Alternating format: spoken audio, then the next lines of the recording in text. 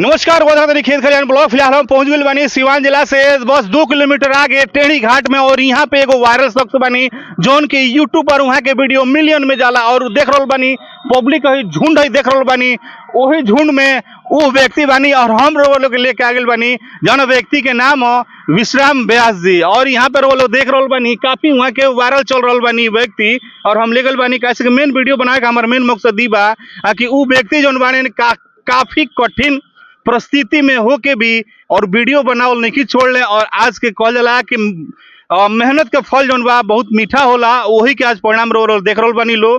तो चलिए हम लेके सीधा चल रहल बानी वो व्यक्ति के पास जौन की आजकल बहुत ही ट्रेंड में वहाँ के। तो चलिए रो देख रहल बानी लो, हम पहुंच गए बानी वही व्यक्ति के पास जौन की आजकल काफी वहाँ के वीडियो ट्रेंड पे चल रहल बा। और देखी हम पहुंच गए बानी, देखी यहाँ के बानी विश्राम प्रसाद जी, विश्राम प्रसाद जी। और यहाँ के अभी पेशा से यहाँ के ऑटो चालक बानी, काहे से कि बहुत कठिन परिस्थिति में यहाँ के यूट्यूब पर वीडियो बनावल नहीं छोड़ ले। और कहल जाओ ई बात कि मेहनत के फल हमेशा मीठा होला, वही के परिणाम आज स्वरूप देख रहल बानी। यहाँ के टोटल वीडियो जो कहल जाओ तो हर वीडियो यहाँ के बहुत सारा वायरल भेल बा। अगर मानल जाओ तो यूट्यूब पर कम से कम 50 लाख आदमी देख ले बा वीडियो के, एक ही ना बहुत सारा वीडियो देख ले बा। चलिए सबसे पहले यहाँ से जानल जाओ और वो के बतावे के पूरा कोशिश करे। तो सबसे पहले का नाम पड़ी रहो? जी हमारा पूरा नाम विश्राम प्रसाद है। कहाँ घर पड़ी रहो? जी हमारा घर मड़कर मिटोलिया में बा, सिवान जिला में पड़ेला। तो चलिए थोड़ा सा ऑटो से थोड़ा बाहर आ जाइए, हेने से थोड़ा सा कैमरामैन से कहा थोड़ा सामने से फेस से ली। और कहाँ से बानी रुआ?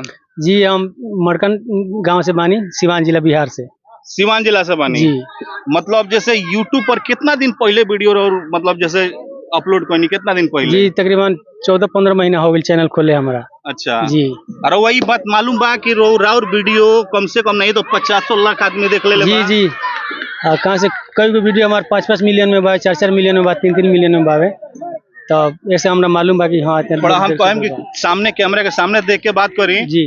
और वो लोग भी देख ली लो, अच्छा तरीका से देखी लो। वह चेहरा हो जौन की यूट्यूब पर बहुत ज्यादा वायरल भइल रहे। और कहल जाओ ई तो सबसे पहले रउआ ई बताई कि मतलब कौन ऐसा जैसे परिस्थिति के बारे में थोड़ा सा बताई दर्शक लोग के, कितना मतलब कठिन परिस्थिति से आज राउर वीडियो इतना वायरल भइल बा, ओकरे बारे में कुछ बताई। जी जी हम रेलवे सिवान की जो रेलवे माल गोदाम हम काम करते रहनी।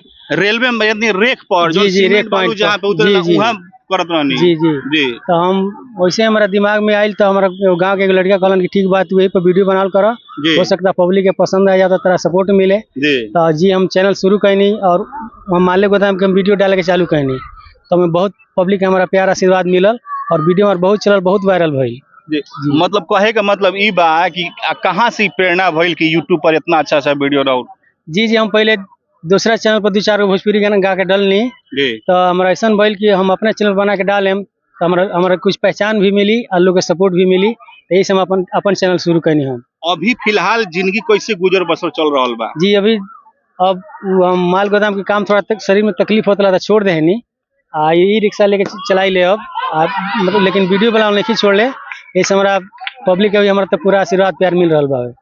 देखिए विश्राम जी के का नाम पड़ी रहा? विश्राम प्रसाद। विश्राम प्रसाद जी से देखिए वीडियो बनावल हमारा मेन मकसद बा कि यहाँ के देख के रो लोग के जरूर प्रेरणा मिली, कैसे कि बहुत कठिन परिस्थिति से लड़ते हुए आके बेरा यहाँ के कुछ मुकाम हासिल कर ले बानी यूट्यूब पर। और कहल जाओ तो बहुत मिलियन में बहुत सारा यहाँ के वीडियो बा। तो का कहे के चाहे देखे वाला दर्शक लोग बा वहाँ का कहे के चाहे? जी हम ये कहे के चाहे कि वीडियो हम दर्शक लोग देते रहे और पब्लिक के हमारा पूरा आशीर्वाद प्यार सहयोग चाहिए, मिले के चाहिए। और वीडियो में देखल गई बा कि थोड़ा बहुत गाना भी रुआ गावे नहीं? जी जी। तो थोड़ा एगो गाना गा के थोड़ा सुना जी, कोनो बढ़िया गाना जो दर्शक लोग अच्छा लगो।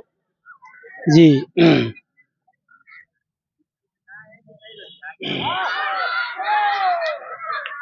काला एगो टीका लगा ल गोरी गाल में, काला एगो टीका लगा ल गोरी गाल में, लागे ना नजरिया तोहरा, लागे ना नजरिया तोहरा, जवानी कमाल में, काला एगो टीका लगा ला गोरी गाल में, काला एगो टीका लगा ला गोरी गाल में। अंतरा है इसका।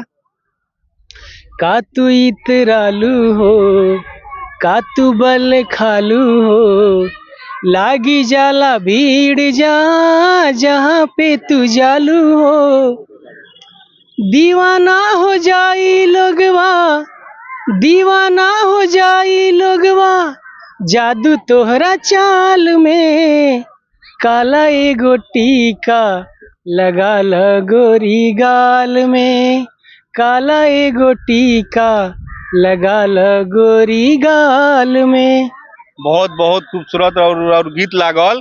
तो चली रो देख रहल बनी लो विश्राम प्रसाद जी के जोन की बात बाई कि यहाँ के बहुत ही खुश मिजाज इंसान हनी रो लोग। यहाँ के वीडियो रो यहाँ के चैनल पर जाई, का नाम पड़ रहा चैनल के? विश्राम व्यास ऑफिशियल। देख ली विश्राम व्यास ऑफिशियल पर जाई और यहाँ के वीडियो देखी। बहुत ही यहाँ के प्रेरणादायक वीडियो बा। बहुत कुछ वीडियो देख के रोलू के सीखे के मिली। रोए के बाद बताई का कह के चाहे मतलब रौर वीडियो से मतलब बनावला के देखी रौरा कुछ पता चलेला और वीडियो से कितना लोग का कुछ प्रभाव पड़त? जी जी, बहुत लोग के सीख मिलेला कि ये उम्र में भी इंसान के सीखे के चाहिए कि वो व्यक्ति कैसे मेहनत मजदूरी करते हुए भी अपना परिश्रम कर रहा बा, अपना लड़ रहा बा। देखी रोवा लोग भी ये वीडियो जरूर देख ले हम जोन की सिवान रेलवे स्टेशन बा, वहाँ पे मालगाड़ी लागेली सन और वही रेख पर यहाँ के वीडियो एगो वायरल भइल रहे जोन की सर पे सीमेंट के बोरी लेके और यहाँ के डांस करके ये वीडियो बनैले रहनी। काफी लोग वीडियो को प्यार दुलार देहलस। तो वैसन वीडियो बहुत तरीका के यहाँ के मिली। अभी फिलहाल रोवा लोग कौन रोजगार बा? जी जी, तब हम रेक पॉइंट से काम छोड़ दिल के शरीर में कुछ तकलीफ होता रहा। जी जी, और वही रिक्शा ले आयल हम चलाई ले और वीडियो बनाई ले। ऐसा पब्लिक से हमारा अनुरोध बा कि हमरा का अपन प्यार आशीर्वाद हमारे ऊपर बनौले रखी लो।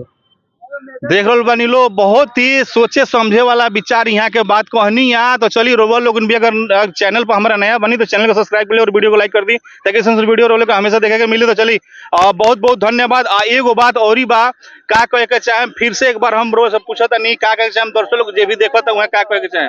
दर्शक लोग से मेरा अनुरोध बा कि जो भी वीडियो मिले अपन प्यार आशीर्वाद दिलो। हम एक से एक बढ़िया हम लोग वीडियो बना के हम दे रहे हैं लोगों को। तो चलिए वही स्टेप में वही अंदाज में जौना अंदाज में रोरा वीडियो डाले नी शूट करके जौन की होला जहाँ जैसे कहीं भी शूट करनी डांस करे नी खूब दिल खुश जौन होला ना अंदर से जौन फीलिंग जौन जागेला डांस करे के वही अंदाज में एगो डांस करके थोड़ा सा खुश वाला वीडियो वाला देख रहल बनी लो एकदम मस्ती में चाचा नाच रहल बनी। चली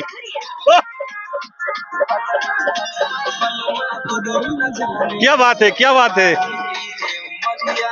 हो जाओ